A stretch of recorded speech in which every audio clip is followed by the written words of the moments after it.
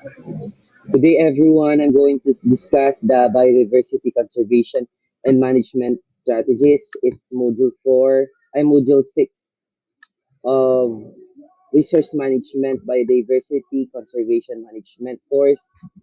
So here, here is the key concepts. Here are the key concepts. I hope it's clear. Just have to read this. So, biodiversity, what is biodiversity?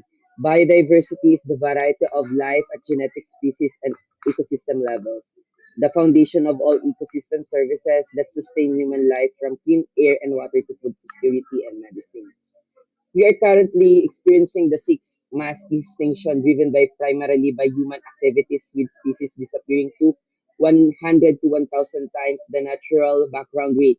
The rapid loss of biodiversity is not merely an environmental issue. It threatens global food security, climate regulation, water purification, disease regulation, and cultural identity. The 2019 IPBES Global Assessment Report warned that around 1 million animal and plant species are now threatened with extinction, many within decades. No? Our biodiversity is totally threatened na. No? Na nagkukos na siya ng ano ng panic in our global food security, climate, saka sa water purification and disease regulation. So what we are experiencing is mass extinction and rapid loss of biodiversity. Yan. Yan ang na-experience tangon yan. Mass extinction is caused by what? By pollution, global warming.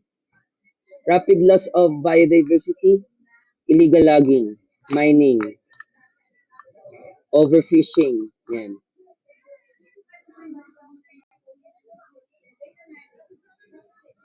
So strategies implemented in response to this crisis, the international community has developed a series of global conservation strategy, beginning with 1992 Convention on Biological Diversity and evolving through the Strategic Plan for Biodiversity to the Kunming Montreal Global Biodiversity Framework adopted in December 2022.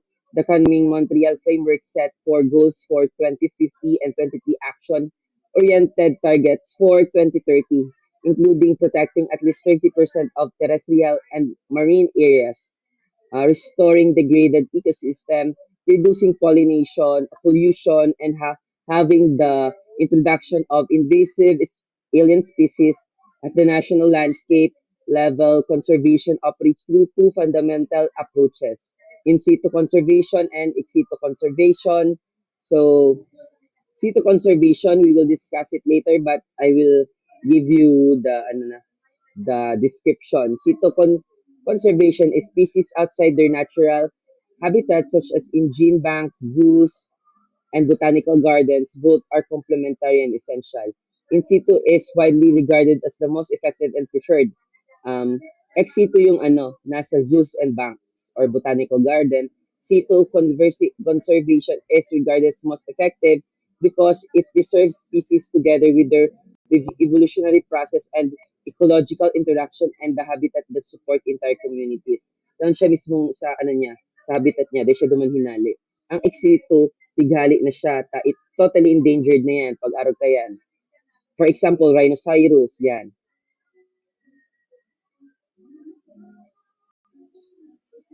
Agroforestry system, in the Philippines, a global biodiversity hotspot, mega diversity country, conservation faces unique challenges: high endemism, intense pressure from habitat conversion, illegal wildlife trade, climate change, and invasive species.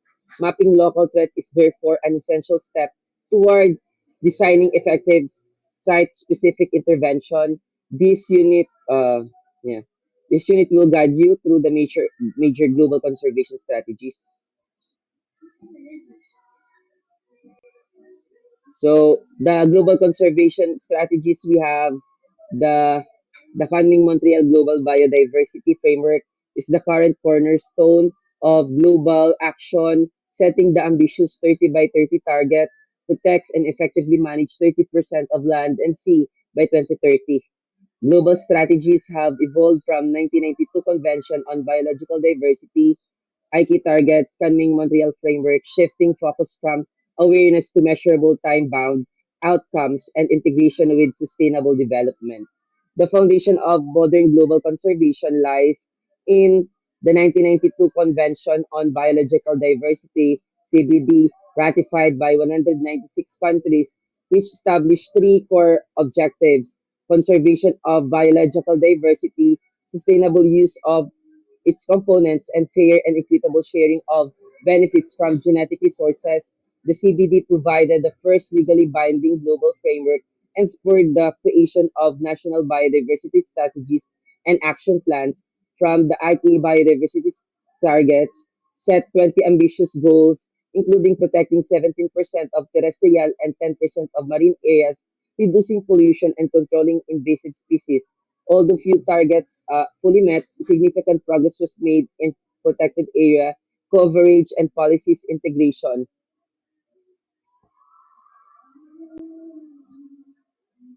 So the coming Montreal framework, yeah, I read it already.